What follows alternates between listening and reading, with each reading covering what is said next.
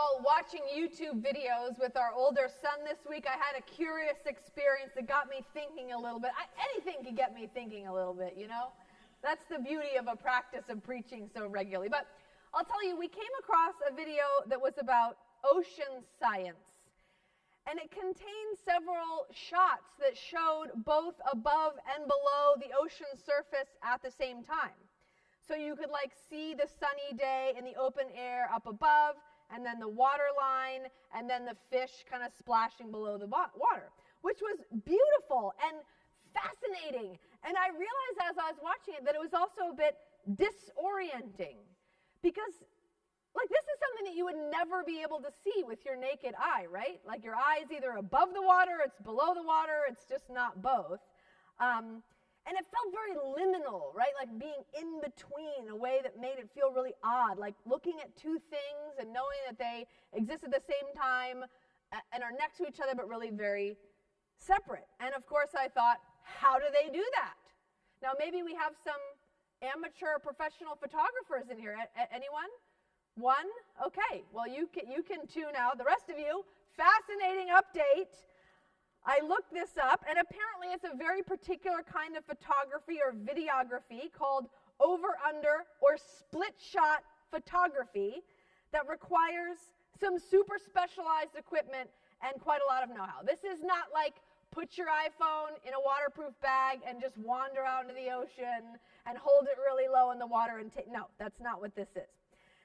Now, it's very specialized in part because light behaves differently in air and water. And with photography being the art of recording light, you have to solve for how light acts differently in the different environments if you're trying to take a single photograph. So first you need an underwater camera with a very wide fisheye lens so you can actually get enough in your shot for it to be interesting.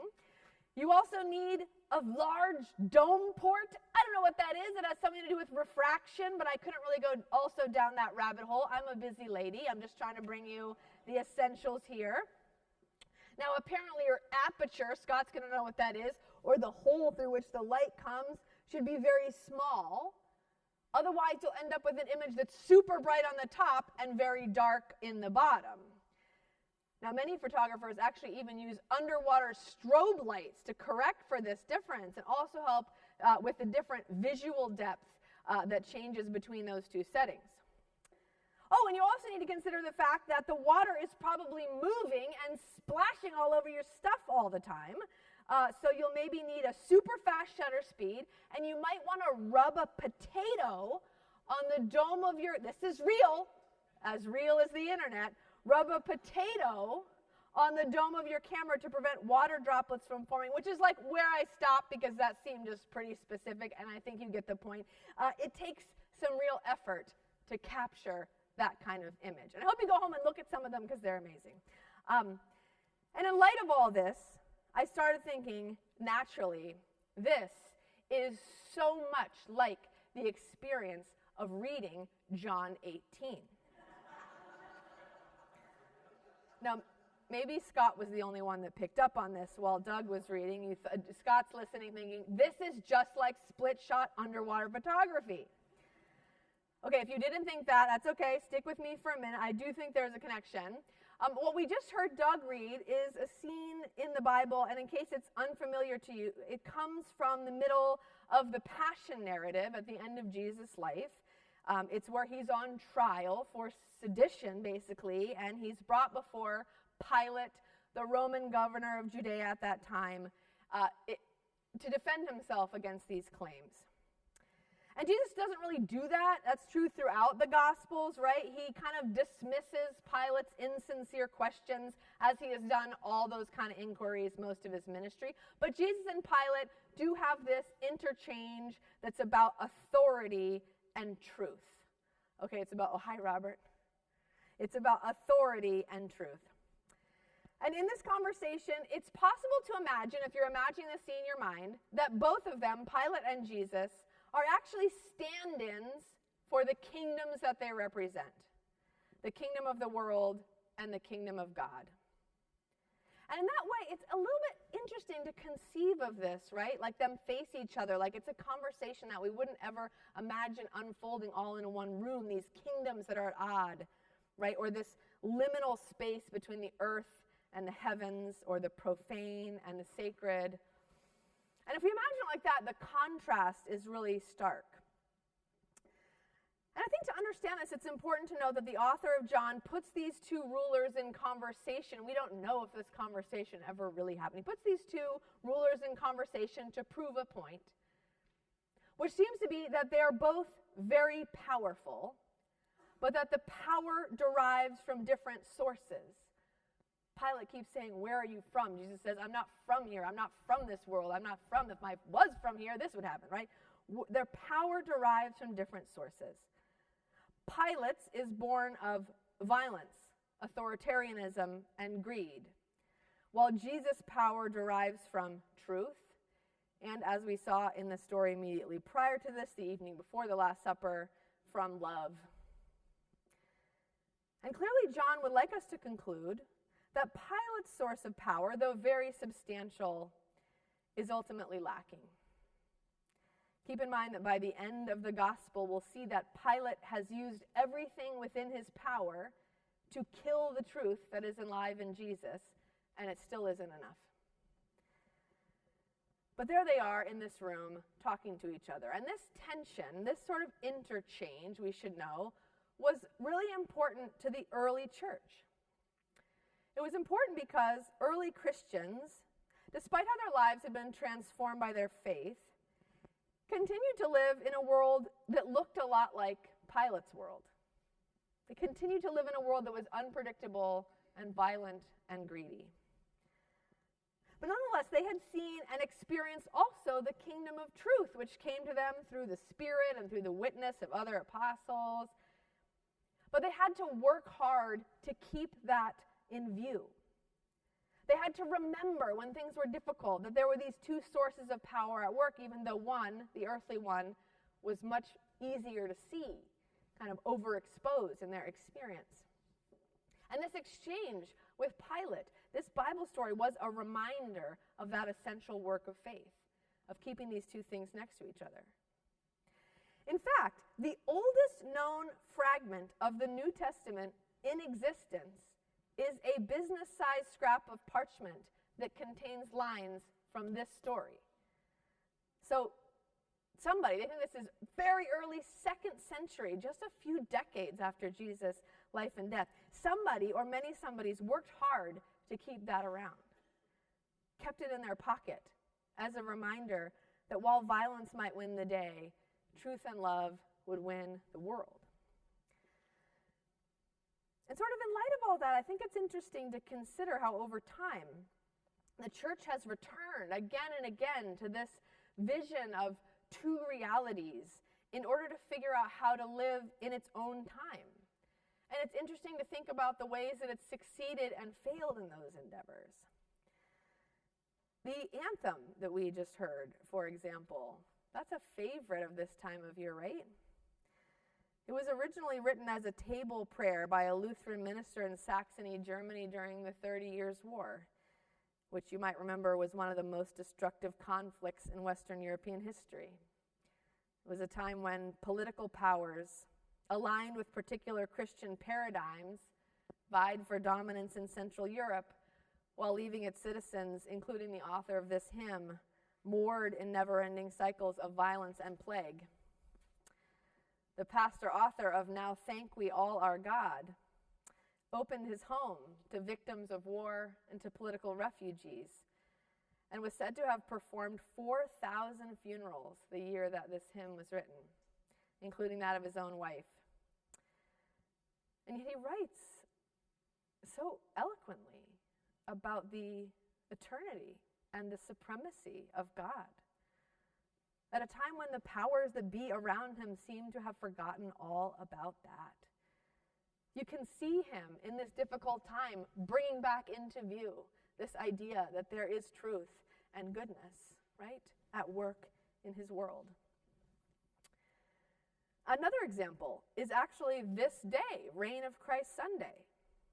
I was recently reminded that its origin was not really in the early church, but it was actually in the early 20th century, when European church leaders, fearful about rising authoritarianism in their neighbor states, felt that it was a good time to reaffirm the primacy of Christ over and above earthly rulers.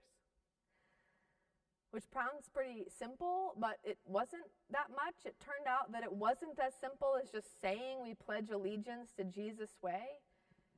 You know, not many years after this observance was established, Europe saw many church traditions of various stripes falling in league with Nazism and its violent quest for power, like returning, you could say, to the tools of Pilate rather than standing in the truth of Christ.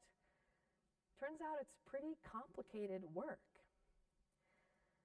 And I think, given those cautionary tales, maybe the invitation for us today is to consider what specialized equipment, or maybe here in the church we might say, what particular disciplines might be required for us to keep the reign of Christ in view in our own time. Because I think that's just another way of talking about what we've committed to do as Christ followers, right? To maintain this kind of split shot of reality as we go about our days. To live in a world that sometimes looks a lot like Pilate's, but to maintain fidelity to the alternate power structure to which God has invited us to be aware of in the life of Jesus.